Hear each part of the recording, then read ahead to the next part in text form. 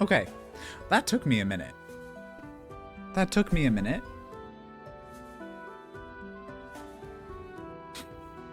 Technology's not in my favor today, but I think we're finally up and running.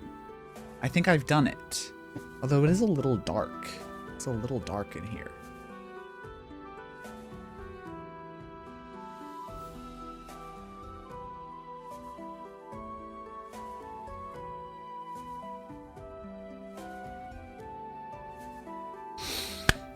Okay, let me get myself set up. Do we want words on stream? Is a question that I'm asking myself right now.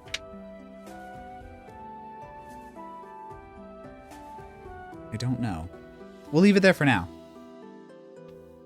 And I might switch it up in a moment.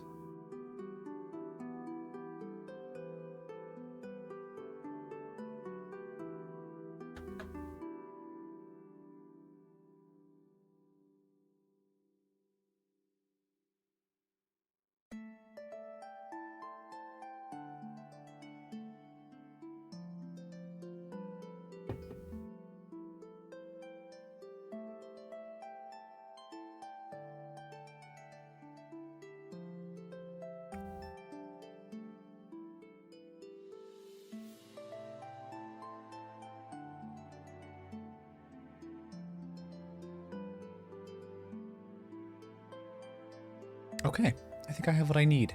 I think I have what I want. Ba ba ba ba ba ba. I want to make plot today. I want to make plot and characters. We'll see how far I get. Actually, no, we're not going to see how far I get. I'm going to finish an outline. I'm going to do the whole thing because I don't have a time limit today like I usually do on Fridays. And so I'm just going to go for it. We're going to do it. It's so dark in here. Can I change this?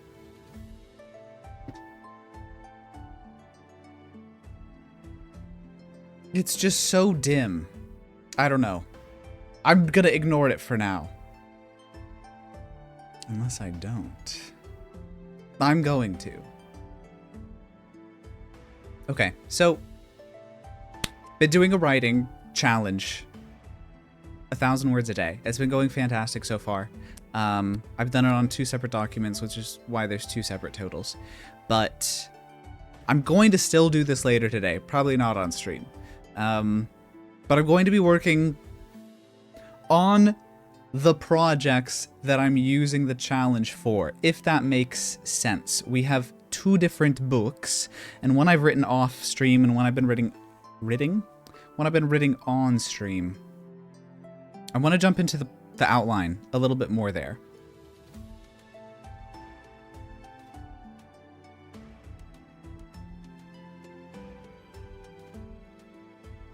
So, I've got all of this separated out. We have wordly elements, we have themes, informational reveals.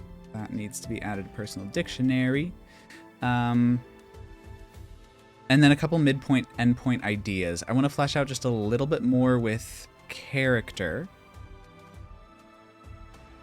And then I want to just make it into a big old story. This is no longer relevant. Let's just move it way down there.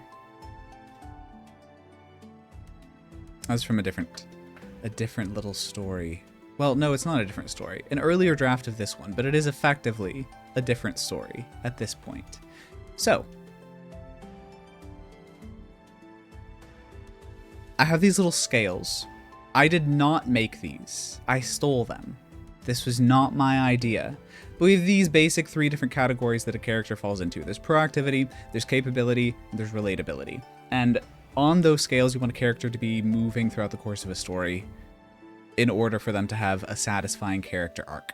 I'm going to take these, and I'm going to plop them into here just right at the top. So, Cyrus, main character, child, but not always in the position of a child or making the decisions that a child should be making. Then I have these 3 other things, other points below here. Motivations, methods, madness. I just made this up, but I like it. It works well for me to kind of split out how to set up a character. So, motivations for Cyrus is use his abilities, which is being an aurist, to help people. He had to, well, didn't have to, but he and his family chose to leave the place where he was at before because he was not able to do this. Not his fault, but still happened. So this is a big motivation for him. Motivations, use his abilities. Methods, by letting people use him to accomplish their means. Madness, he's a kleptomaniac. So this sets up a conflict where people are using him for their means, and he is kind of instinctively, impulsively acting against their interests anyways. So, for these things up here, proactivity, he's pretty high up there, which makes him a fun character. He's always wanting to do something. I'm going to put him at a 9, purely because he does not have enough life experience to always be at a 10 and be able to know what to do in all of these different situations. So, he's at a 9. Capability. For him, these are going to be some different things, right? He has more street smarts than he has book smarts. Book smarts? Book smarts. I'm going to put this one probably at a 5. I think that's probably fitting for him. He knows how to do a lot of things. He does not always know what they mean or what the implications of those things are, which provides a lot of good growth for him as a character. Relatability, he's also going to be pretty high up there. He, at least the way that I've written him so far, has very relatable responses in terms of how he's treated what he thinks is fair and unfair, which means that seeing the world through his eyes is something that's easy to connect to because it's just natural. It's how we would see things as well.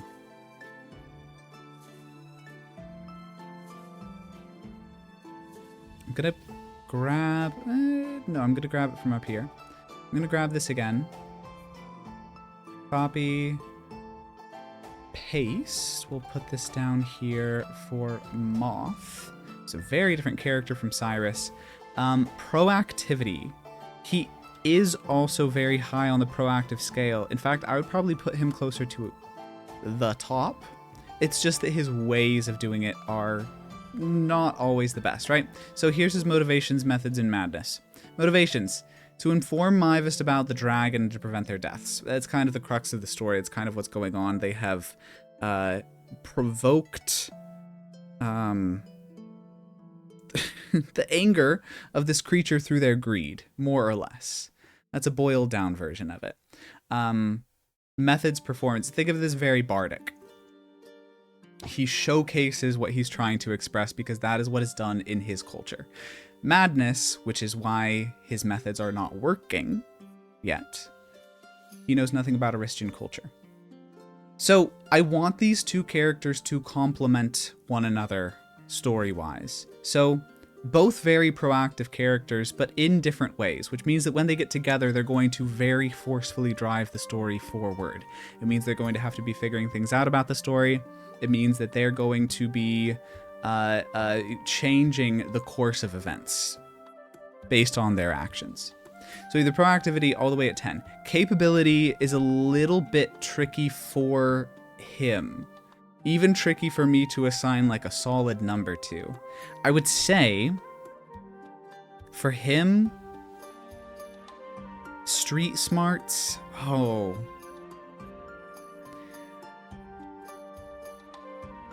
I'm going to put these both a little higher for him. I'm going to call this a 7 for him just because of the cultural difference. This would be higher if the story was set in a place that he lived, but it isn't. And so based on his location, it's going to be a little bit lower. I might even bring that down to a 6. Yeah, maybe even a 5. I think it's fun for his character to be a little bit, to make things worse with things that he thinks are going to make things better, just because he doesn't understand the nature of where he is fully, or what people are going to be doing there. Book smarts, much higher. I might bring him all the way up to a 9 there in terms of capability. So we want him to increase in street smarts. Over the course of a story, he's going to increase in street smarts. Cyrus is going to increase in book smarts. They kind of teach one another. That's the goal. Already both proactive characters, teaching one another skills about the world that they do not have. And boom, good character arc. Relatability, I would also put him pretty high in terms of what he's trying to do and how he's trying to do it. I think he might be a little harder to grasp immediately than Cyrus, so I'm going to lower him down just a little bit. That might change. I might drop him lower on that scale. It's ironic because he is an older character than Cyrus is, but it's just his life experiences do not necessarily fit into the situation that he's currently at. That is the thing. That is the thing. I've just noticed there's a big, like, black blob on the side of the page. Can I get rid of the black blob?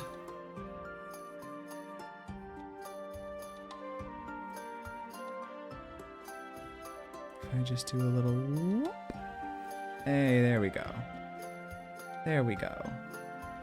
Maybe I do a little whoop. That should do it. Completely missed that earlier. That looks nicer. That looks nicer. Okay, great. So, these characters, fairly well set up. And then we'll have some side characters. I don't think I need to flesh out all this stuff with those side characters right now. I think I can kind of do that as I go, but I just want to take all of these little bits that I have and now put them in order in terms of information that is going to be revealed throughout the course of the story. This is not necessarily chronological order, but this is when things are hitting the reader. So I'm gonna say loose outline. When we're beginning, we need to understand Eristian culture. So that means observing the mines, observing gem wardens, and people avoidant of their touch. That's a really important one. I have a few elements of this world that are more prevalent in other stories, and I don't know how much I want to bring them out into this one. The whole Shadows, Otherworlders thing. There's kind of just an element of the world at large, and not necessarily one distinct story. But I don't know how much I want to... I probably should put at least some of it in here, because it emphasizes one of these themes. Well, the only theme I've written down so far, although I'll probably add to it. Which is this: Eristians take and suffer for it, and Grylands coexist and are stronger for it. I think it could be a good way to emphasize that, because the Gryland people get to coexist with this better. They both kind of do, but it's different, which is why I'm like a little... Or maybe I change that and make them not both kind of do. I don't know. Let's say... Understand Eristian culture. That part should probably come later. Okay. We're going to have Ithfalls / Moonfall season.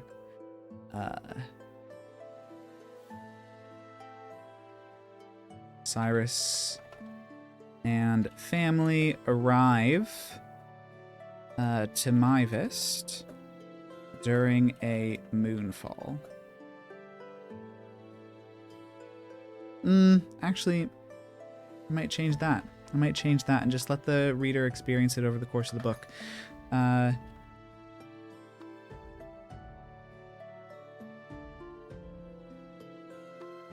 Let readers see what happens over the course of the book.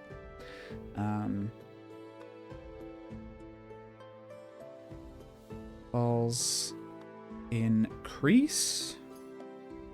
Wondering if I should have that have any effect on the abilities of the people that are there.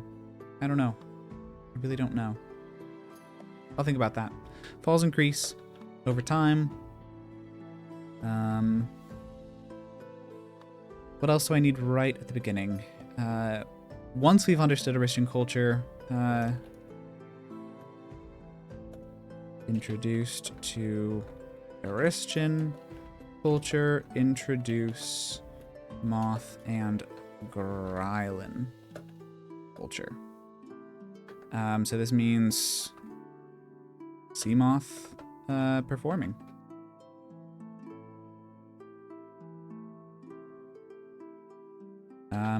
See glowing paint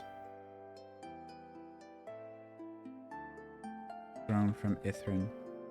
Bed plants, which might make sense if you watch the other streams, and it might not, and I honestly don't remember what I've had in all of the streams at this point in time. Alright, great. So, understand Orician culture. Ithfall's Moonfall season. Get introduced to Grylan culture. I'm gonna put this part earlier. Intro to Cyrus's dynamic in Myvist. So that means he and his family immigrated there, really. Immigrated there from the Waithrish coast.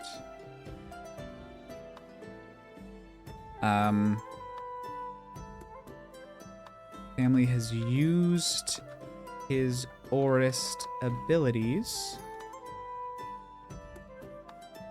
to gain status in Myvist, and Myvist cares more for his abilities than for him.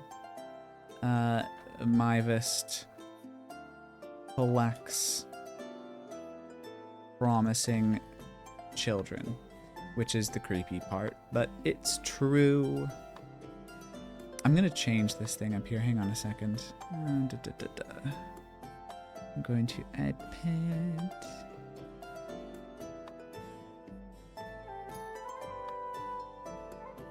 We're gonna get rid of words and bring back the map.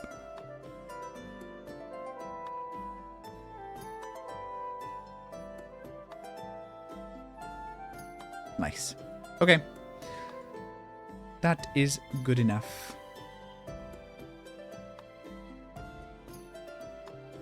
Okay. So this also kind of goes hand in hand with understanding Aristian culture, but we're just kind of juxtaposing a few different things.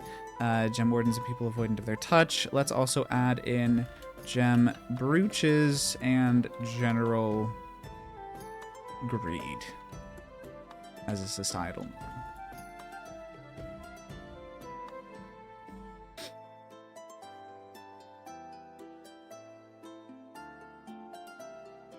Okay, we've got that. Introduce a little bit of culture. Introduce personal relevance for the culture. Let's actually tack these on here. So we have, let's say, culture / setting. And then we have personal impact. Personal impact setting has on main character plus initial stakes. And this is basically if Cyrus doesn't help Myvist in mining Ithrin, he and his family will likely be forced to flee or used by the gem wardens as years. And this right here is an important one. Needs to be introduced early on to deliver initial stakes. Could even be used in a first scene.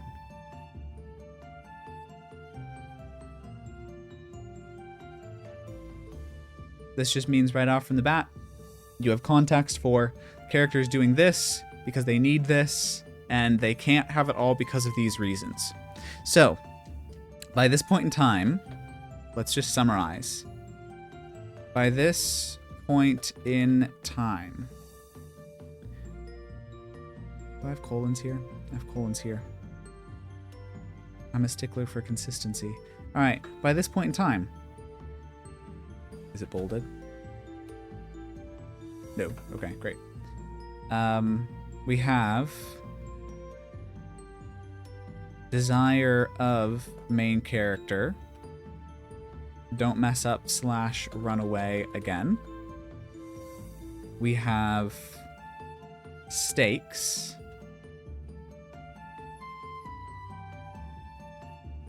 If you mess up, you and your family are in trouble. And we have complication, which is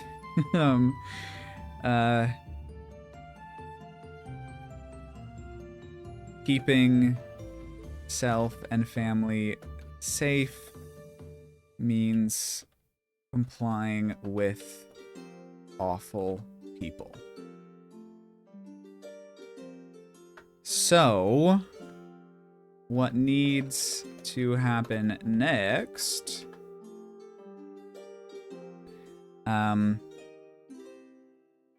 Way to use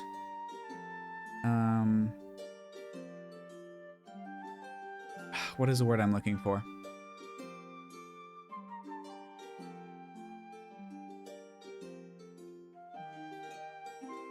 Way to use complication, I think, which is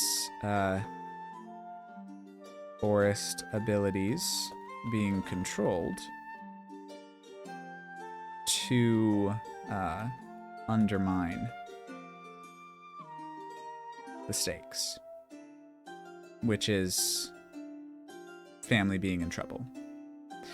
So, I'm going to say,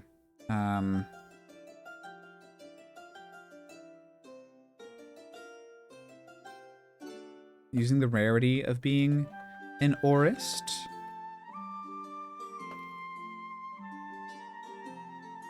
a self-protection. I'm not as solid on this point right now. Let me look at this again. At this point in time, desire of main character, don't mess up / run away again. Stakes, if you mess up, you and your family are in trouble. Complication, keeping self and family safe means complying with awful people. What needs to happen next? Use complication, which is the abilities being controlled. Let's actually add this on here so it just reads better. Abilities being controlled. So, use complication, abilities being controlled to undermine the stakes. Let's not say undermine, but to change the stakes. Using rarity of being an Aurist as self-protection, this then causes the gem wardens to take time from Cyrus's family as punishment for disobedience, which will raise the stakes significantly. So once we've established all of that,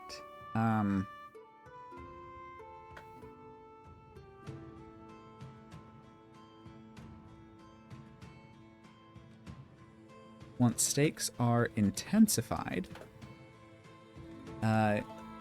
we give Cyrus a reason to be disobedient again because he needs to save family and self. So, what this means is he discovers something living under Myvist. And in fact, we should go back here. Myvist built into a giant's glyph, because that is kind of important. Let's go back down here. He discovers something living under Myvist, which has relevance to it being underneath a glyph. That's kind of the whole shtick. Discovers something living under Myvist.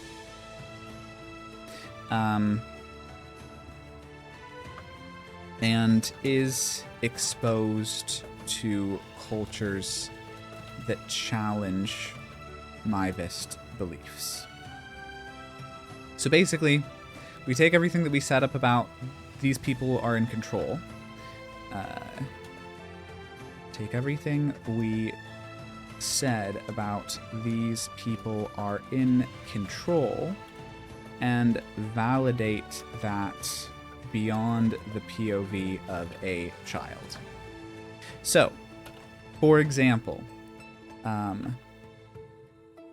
Moth and his performance speak of something dangerous beneath Myvist, encouraging people to leave. People mock him, but Cyrus recognizes this as truth. However, if he acts on this, his parents will have time taken from them again by a gem warden for Cyrus's refusal to help mine more. Basically, he believes now that mining more Ithrin means basically disturbing the creature before people can get out. How should I... Well, I can just say that. Means disturbing the living thing before anyone can get out. Wants to evacuate the city before he continues his job. Obviously, that's not going to be taken well. That's not going to be taken well. And then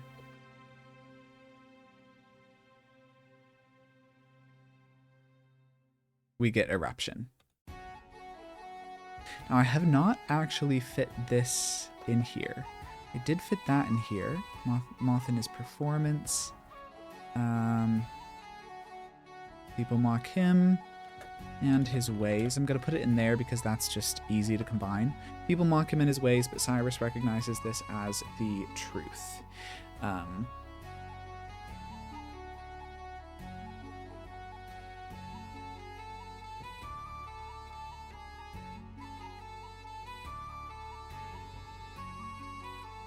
Let's also put earlier in here, we have Aristian culture, and then we have arrival of uses from Singed Rock, which Cyrus can activate. Marked with a giant's glyph. Beautiful, beautiful, beautiful. Now you go back down here.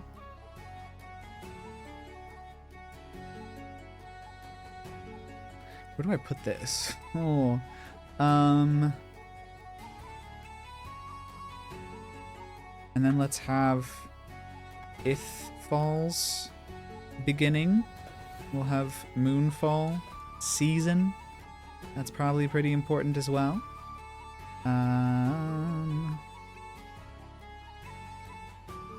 Oh, we also need to make sure we're into the touch reference to their heart, which is a secret thing that we're going to get into later. That's not going to be taken well. Blah, blah, blah, blah, blah. Oh, I got rid of Eruption as well. Okay, let's bring that back. Bold Eruption. So,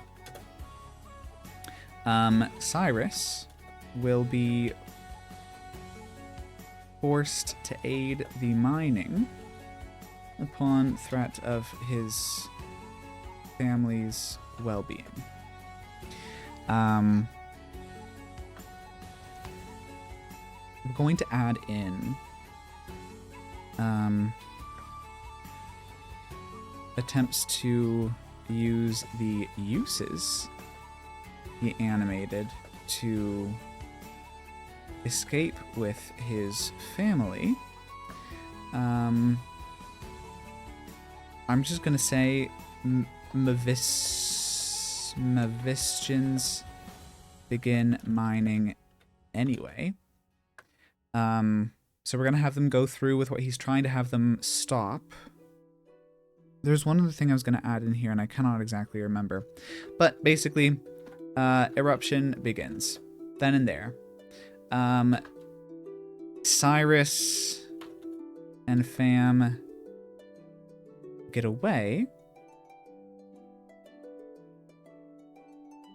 Gem Wardens turn back towards the heart.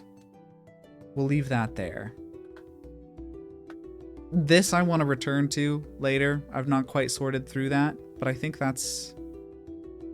Eruption begins, Cyrus and family get away, Gem Wardens turn back towards the heart, and then some indication that they've taken off with it.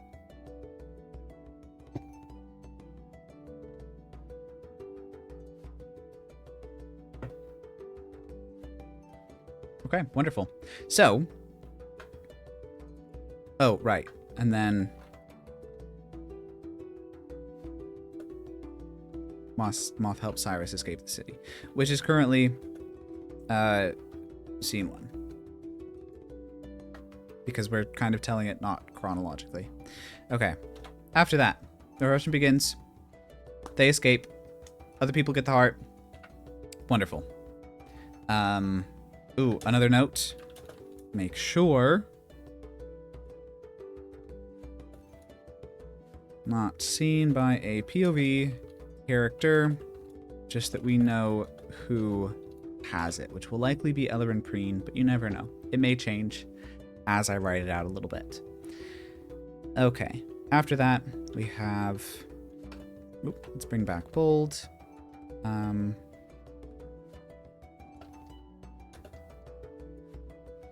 Old stakes completed. Y capital. Old stakes completed. New stakes introduced. So basically, took the first part of the story, although it may not necessarily be the first part because I'm kind of telling a couple pieces parallel to one another, but first part of the story, we have the stakes with Cyrus basically needing to reconcile what is being asked of him versus the consequences of him both going through with what is being asked of him and refusing what is asked of him, because both are very bad. And he is stuck in a position where he has to make a decision about which of those routes to take when both are likely to end in the same bad things happening to himself and his family, and maybe even the city at large. He tries to reconcile those things, tries to get out of it, and because nobody listens to him, that fear does come true. That creature that is beneath the city does kaboom. Eruption happens, and now they have to run for it. So the stakes that we've taken have been proven very, very real, and now because they were unable to be fixed, now we have the consequences of them. So these new stakes should directly follow in the footsteps of the original stakes introduced, the original consequences that were created in the story. So now we have unfamiliar world. What this means is the eruption shifted terrain, opened chasms, deposited ash, still is depositing ash, which makes finding one's way much harder. So, yeah, one's way. There we go. So, Moth will not be able to navigate this. Yep. But Cyrus will. Ta-da. What if the eruptions closed chasms? You're so right. What if they did? You know, I think that would be equally difficult. Actually, it really wouldn't. It'd probably make it a lot easier. It might be equally confusing. Chasm. Alright, so Moth will not be able to navigate this, but Cyrus will. Which goes up to the other thing. These little character scales. So, hopefully, this should be a moment where one character's book smarts is contrasted with another character's street smarts. Ideally. Which should give them both a chance to grow. So this is an opportunity for basically this young character to take the lead and be like, actually, oh, I hit my camera. And be like, actually, I can figure this out where you cannot. Which makes the older character reliant on the younger, which is very important. So it makes Moth reliant on Cyrus. What if they did, and on each side of the chasm was a warring city? Uh-oh. Oh no. You should really write an AU of this. I think you're onto something.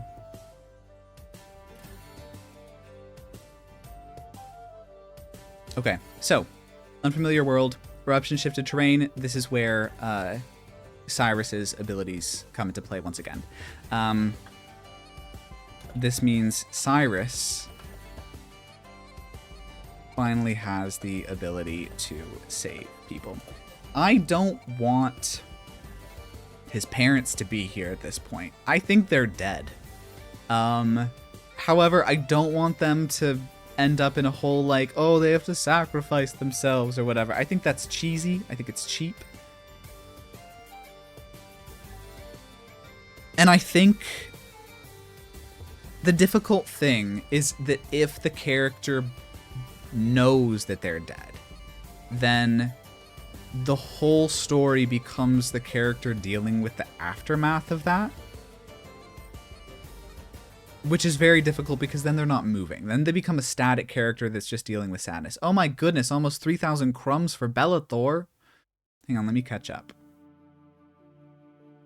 You don't like how I pronounce chasm?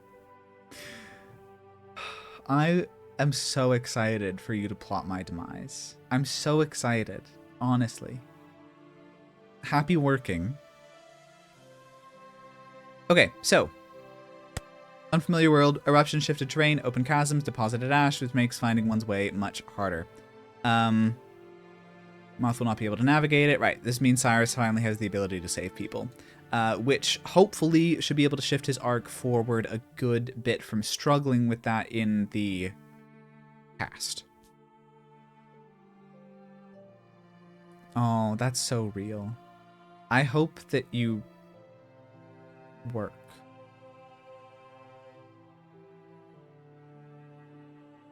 Sad working, if it has to be.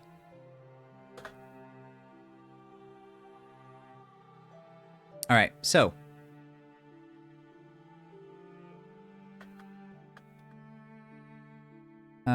come into contact with Gem Wardens. I want them to be trying to re-establish control after the eruption. So they're kind of, you know, putting forth their own power, their own bids for control.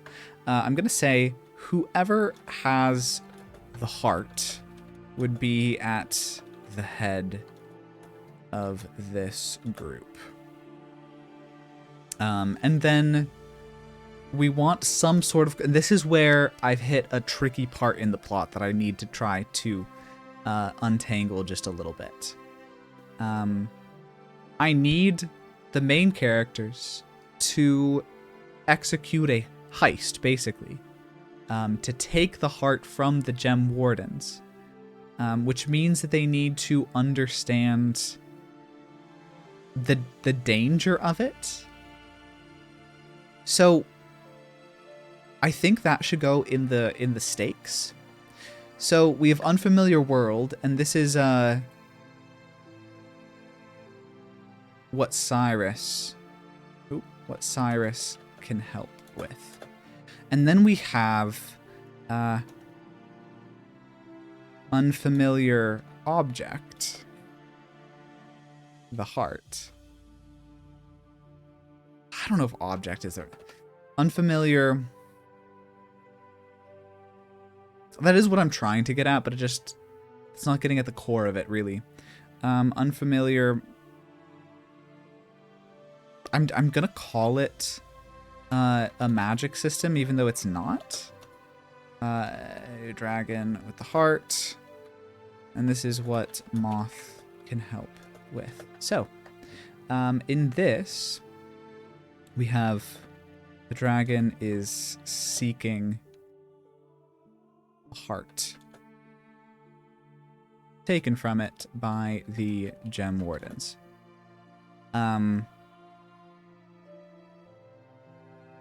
Moth understands how the whole system of dragon birth and the glyphs works. So he can fill in the holes that Cyrus is lacking there. He has that intelligence. Cyrus has the literal street smarts, being able to navigate and guide the two of them. Moth has the ability to actually say, hey, this is what we need to be thinking about. This is what's going on a grander scale. So, come into contact with Gem Wardens. They're trying to establish control after the eruption. Whoever has the heart would be at the head of this group. Moth and Cyrus want to take the heart to basically soothe the dragon. And it actually might be more fun to have them not be able to take it. Huh. Gem Warden and party lured to Moth and Cyrus by Moth's ability. Unintended consequence. In their captivity, they can see the heart and how it functions, which I think is very, very important. And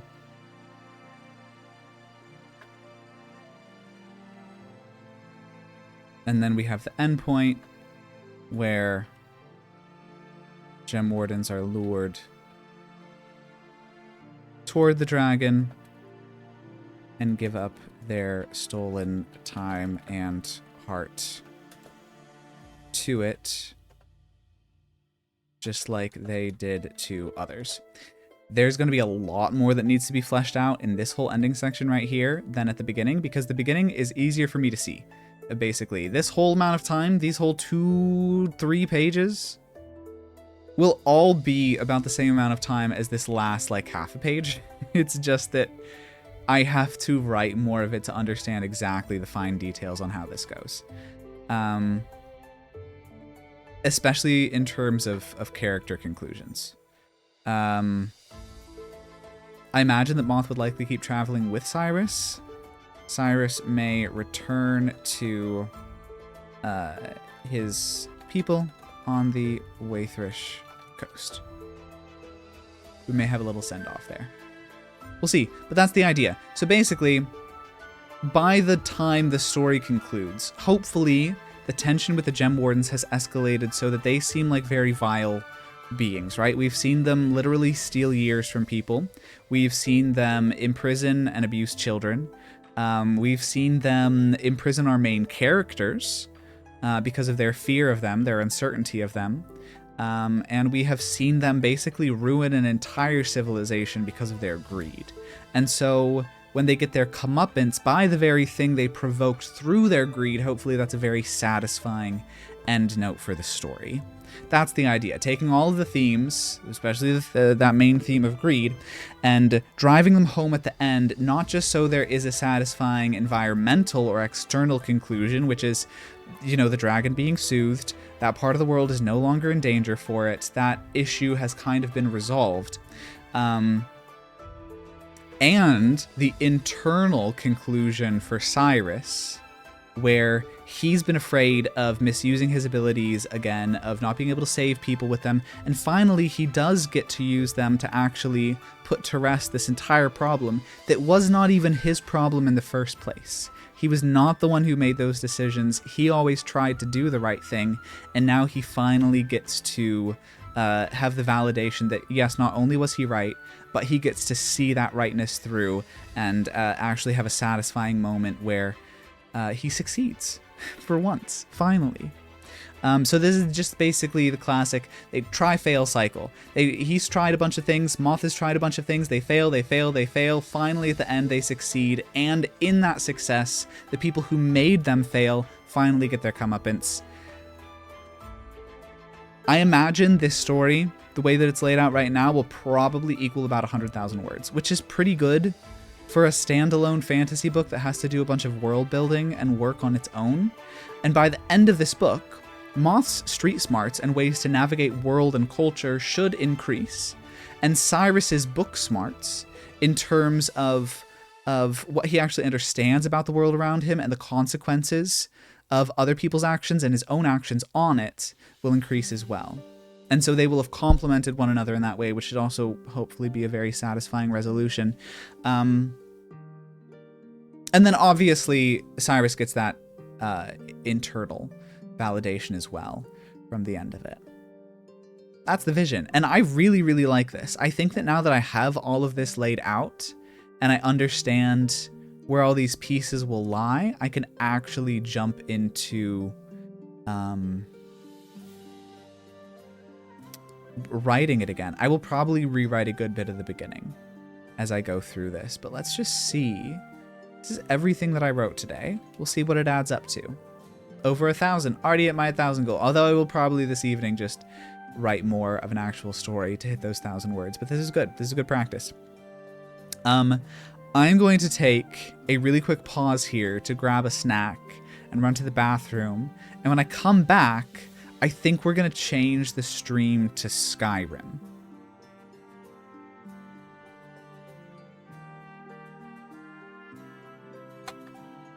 I think we've done some really good work here. And I think it's time to do Skyrim. Okay, that's not exactly where I wanted it to go. Come back up here. Great. Let's get big title text.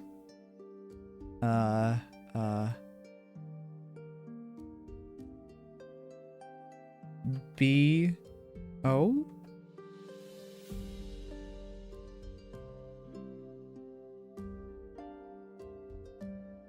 Hello? There we go.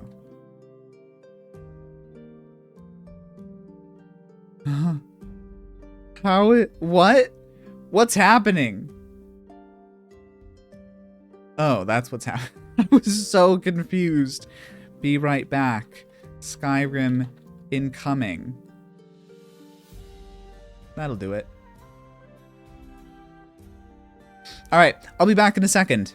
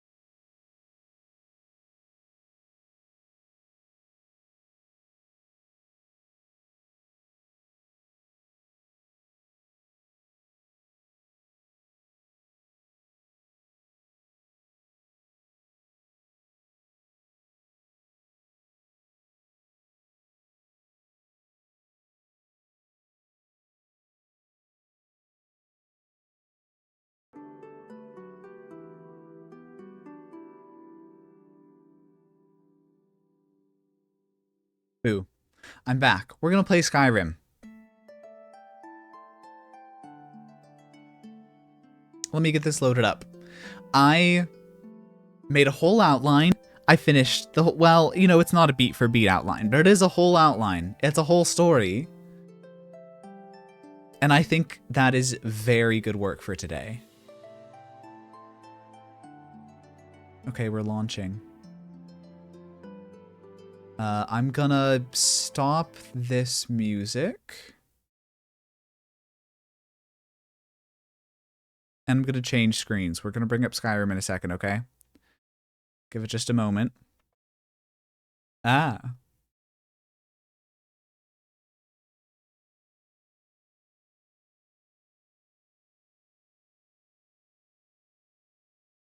Okay.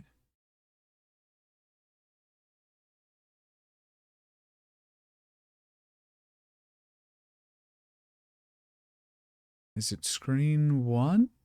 Aha! Okay, great. Come on, OBS. Do your job.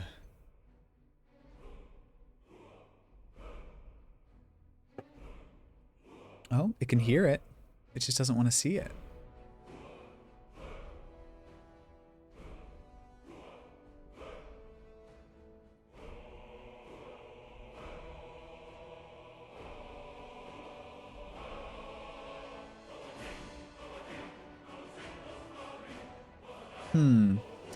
Hang on, let me poke at it. Let me... Huh? Huh?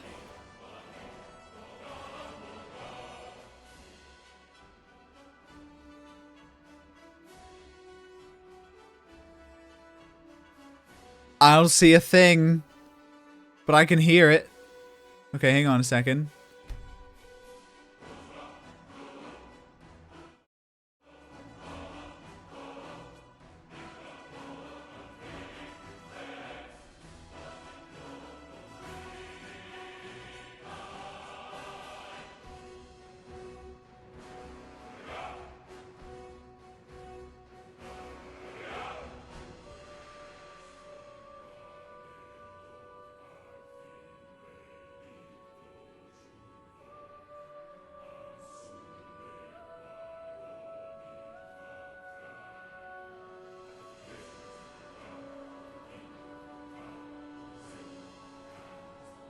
Alright, I'm just gonna try something. Hang on.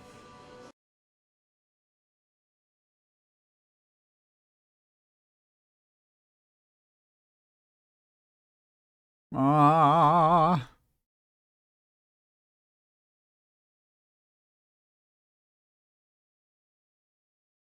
No, it just doesn't see it. Ah!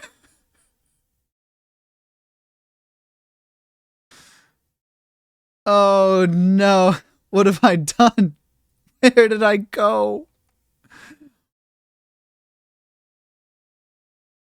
Okay. So OBS doesn't want to pick up a window that I've just opened during stream. I'm going to stop the stream and I'm going to start it again because it's angry and I'll be back in a second. God.